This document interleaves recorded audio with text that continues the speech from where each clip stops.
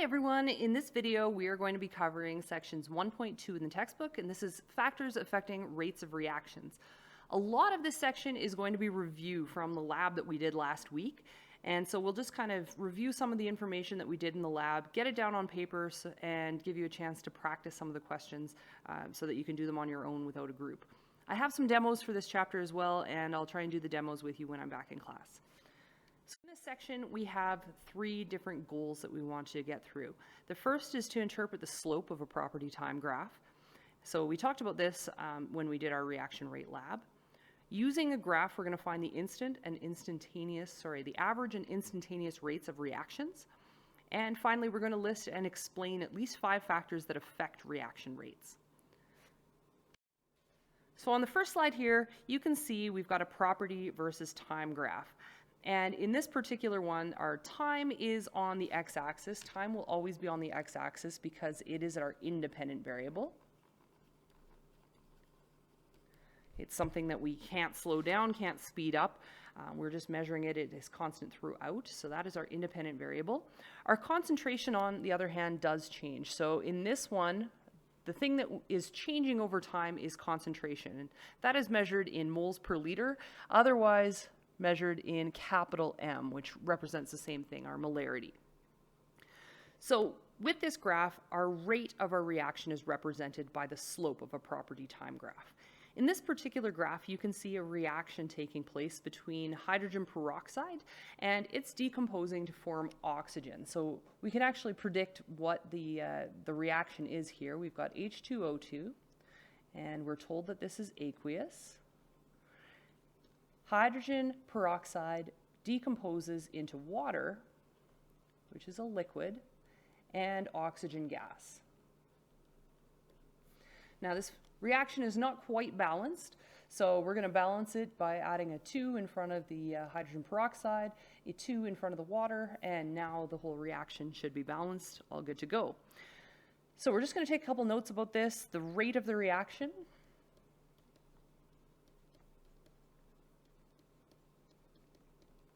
is represented by the slope of a property time graph.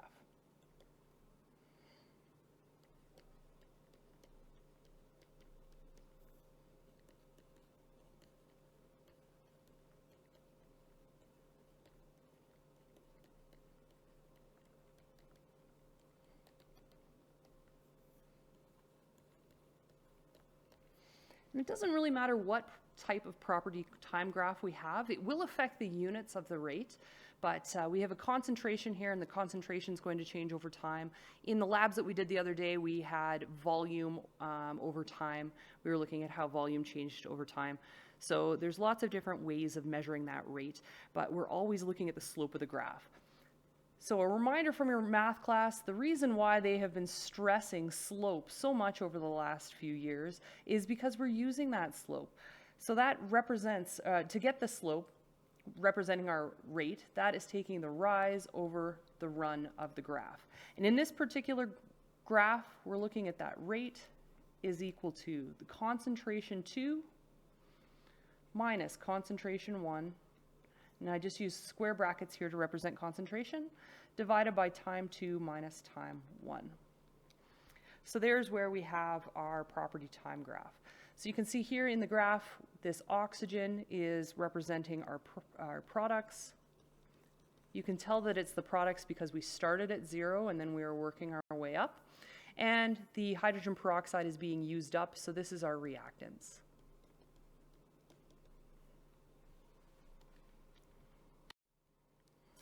So we can use this graph here now, and we'll actually calculate some of the rates. So in this one, we're going to calculate the average rate of reaction. And we're going to, for an example here, do the average rate of consumption of hydrogen peroxide.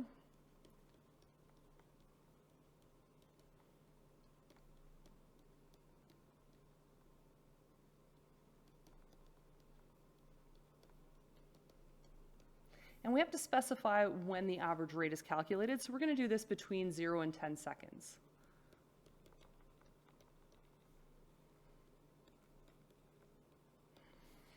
So to calculate our average rate, we're going to plot our 2 points. We're going to plot, here's our time 1, and concentration 1. And right at the 10 seconds, you can see we're just above the 0.1 moles per liter. There's our time 2 and our concentration 2. So when we calculate our rate, we're always going to take concentration 2 minus concentration 1. So I'm going to have I'm going to estimate that at about 0.11 minus that initial 0.3. And we're going to do that over time. So I'm going to do that 10.0 minus 0.0.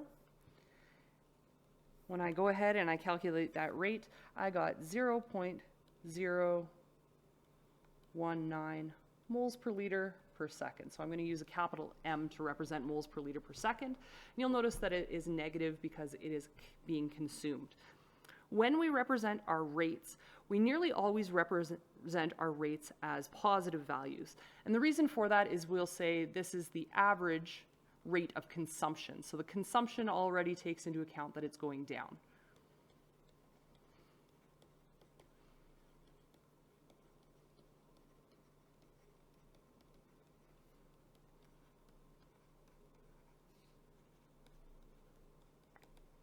So it's kind of like in physics class when you can either say it's negative 2.5 meters per second, or you could say it's 2.5 meters per second south. This is kind of what we're doing here. It's we're showing that it's a negative by saying that it's being consumed. That's what gives us that negative. So there's our average rates. And again, what we're kind of doing is we're calculating the slope of this triangle, drawing a line between the 2 points, and then we're calculating that rise over run with that triangle. With our instantaneous rate, we do something very, very similar. This one, we're going to do rate of production of oxygen. So we're going to do the rate of production of oxygen, and we're going to specify at 5 seconds.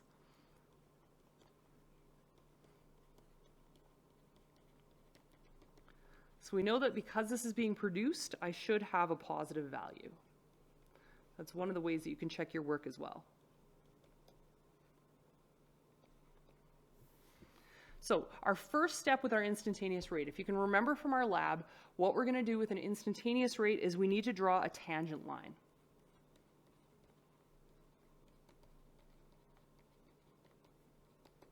We draw a tangent line at whatever time that we're given. So I'm going to plot the tangent line right there. And then I'm going to draw a line that is tangent to that curve. So what I'm trying to do is I'm trying to make it so I've got equal area kind of under this side of the curve and under this side of the curve, kind of looking at those two rates. And I can pick any 2 points on that line. I'm hoping you will always use a ruler when you're doing this. Just because I'm doing this on the computer right now and it really likes to shut off whenever I pull up my ruler, I'm going to freehand it, but I can pick any 2 points on that tangent line, and I'm going to pick those 2 points and I'm going to calculate the slope of those 2 points. So with those points right there, then I'm going to find the slope.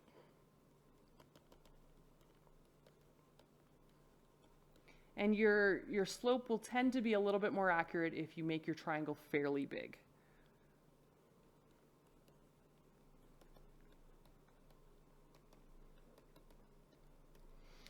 Now, hopefully by the end of your first year chemistry class, if you're doing this at university, or you'll be able to use calculus to actually find this tangent line, so you won't have to do any of this estimating with the slope. But for now, we'll draw a tangent line and calculate the slope.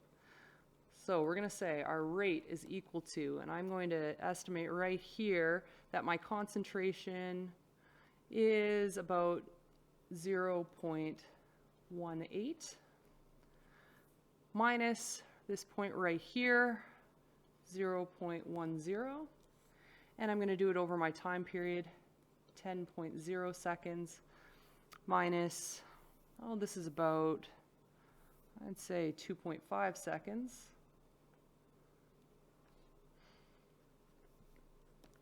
So we'll plug that into our calculators and get our values. 0.18 minus 0.0 minus 0.1 divided by, in brackets, 10 minus 2.5. And I got a value here of 0.011 moles per liter per second. And that is of the production of oxygen gas. So there's my final answer. If yours was slightly off from that, but very close, you can call it a day, say it's close enough, but there we have it. Other units that you could use to represent this. So I've talked to a few people in our class, and sometimes it's the units that are really tripping us up. So we could represent it as a capital M per second. Other ways that would be completely correct would be to say that this is 0.010 moles per liter per second. That's also correct. Or we could also say that this is 0.010 moles per liter times seconds. All of these units are exactly the same, so any of those ways to represent are just fine. Sometimes it's easier to use this one here because then your units can cancel out if you're doing. Okay, moving on, there's the calculation. So we're through the first two goals for this lesson. Next, we're going to go through some of the factors that affect reaction rates. So the first factor that affects reaction rates, some of you came up with on our lab on Thursday, and that is surface area. You notice that as the surface area of the magnesium ribbon decreased over time, our reaction rate slowed down. So one thing to note about surface area is that surface area works with heterogeneous reactions only.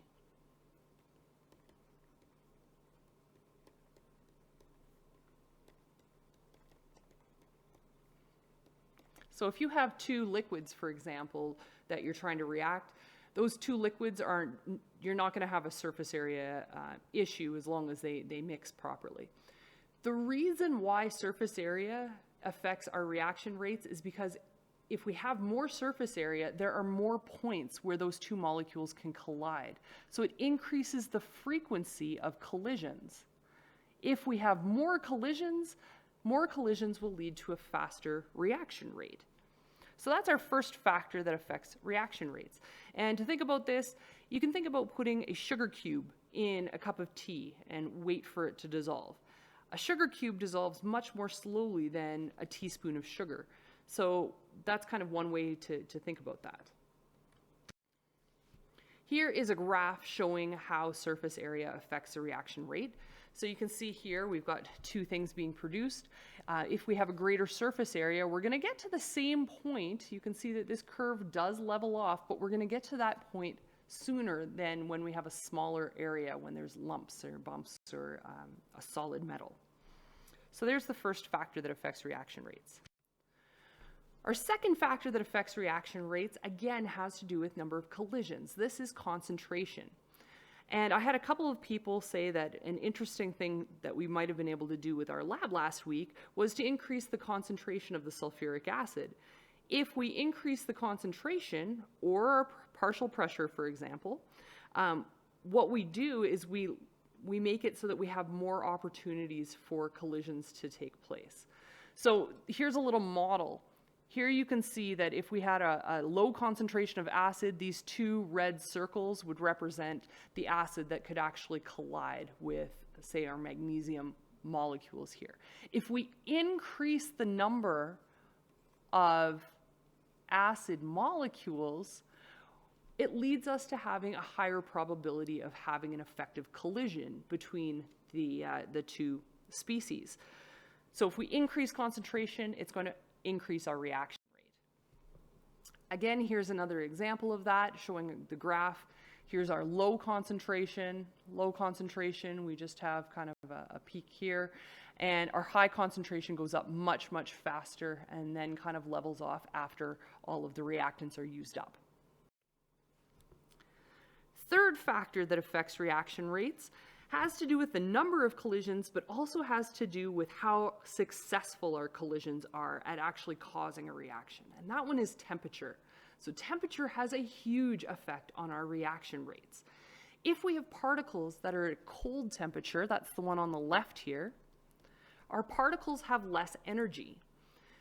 So what happens is the particles are moving slower, so they have less frequent collisions, but even more so, when these two molecules do collide, they're more likely to just bounce off one another and not actually react. When we move to a hot temperature, our particles have higher energy, so they collide more frequently.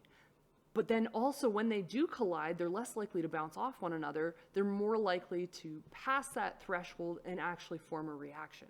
So there's kind of a twofold reason why temperature affects our reaction rates. Here is an example showing about the energy it takes for those molecules to actually form a reaction. So you can see that we've got the number of molecules with a given energy. That is on our y-axis. And the energy of each molecule is on the x-axis. So this is number of molecules on the y, the energy at the x. Not all molecules in a reaction have the same energy. They follow kind of a standard distribution. It's a little bit of a skewed standard distribution. At a cold temperature, here's my cold temperature here in the green. At the cold temperature, I've got lots of molecules kind of up here. This is representing the number of molecules, and lots of them have low energy, not enough energy to actually react if they were to hit. So some molecules are moving really, really slowly. There's a few that are moving very, very quickly, and that's the ones under this curve here. So we've got kind of this curve here. Any molecule that hits that has this much energy is actually going to get to react. In the red curve, you can see what happens when we heat up that reaction. All of the molecules kind of get skewed to the right. Now you'll notice that this peak is a little bit lower than the one with the cold, and it's because it's spread out more. We've got more molecules with different energies. But the proportion that have hit this activation energy, the energy required for that molecule to be successful, if we look at the area under this curve, we have much higher area, many more molecules that exceed that activation energy. And so those are the ones that will be successful if they collide, and that's what's going to cause the rate of the reaction to increase. So again, kind of our little graph here showing a high temperature. High temperatures finish that reaction. They react much quicker. And if the slope of that reaction is representing our reaction rate, you can see that they have a higher reaction rate. With the lower temperatures are going to get to the end of that reaction, but it's going to take much, much longer. And in some cases, this will take like millions of years longer. So we want to be able to speed up those reactions, particularly if we're trying to do a reaction for commercial purposes. Okay, we're almost through this lesson, but we're going to look second to the last at the nature of the reactants. So we know that not all molecules behave in the same way. We know not all elements behave in the same way. When we were doing our reaction, we were using magnesium, but we talked about what would happen if we used sodium instead of magnesium, for example. So when we look at the nature of the reactants, the first thing that we need to kind of look at is the activity series. And in your notes, you can see you've got an activity series. This shows how reactive the series of metals are. In general, our alkali metals are the most reactive, and they go from the biggest molecules down to the smallest because the bigger molecules can donate that electron more easily, so they're the most reactive. Then we kind of go into our alkaline earth metals, and then we go into our transition metals. So activity series is the first thing that we'll look at when we're trying to predict how fast a reaction will be. The second thing that we're going to look at is a single versus a double bond.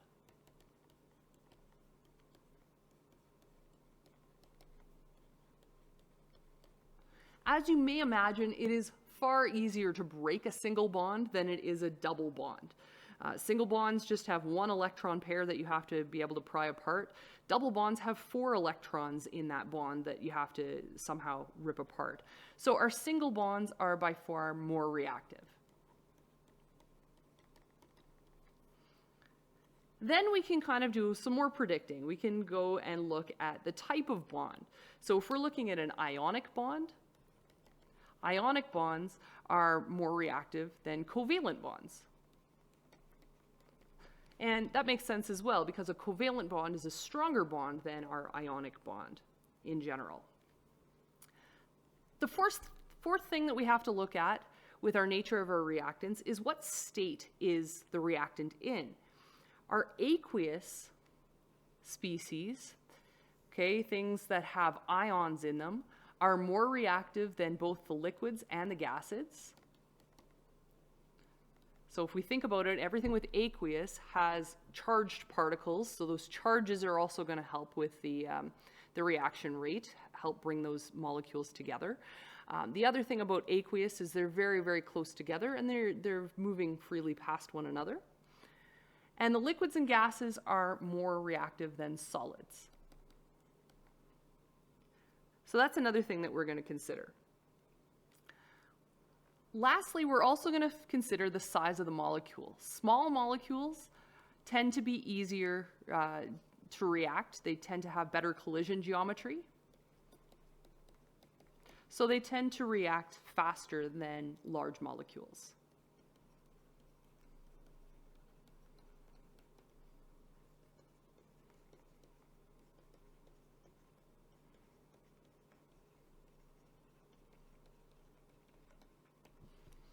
So nature of the reactants has a big effect on our reaction rates, as you may imagine.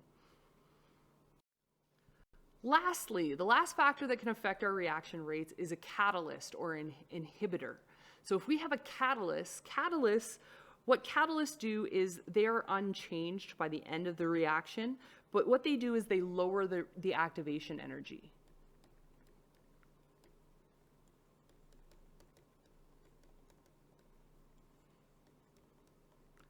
So they make it so that the molecules do not have to collide as hard, which means that those molecules don't have to hit as hard, which means that the molecules can be moving at a slower rate or can be colder for that reaction to actually proceed. So that's what a catalyst does.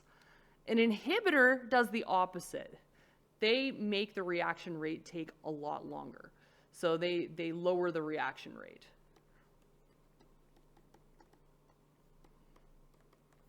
And the catalyst speeds up the reaction rate.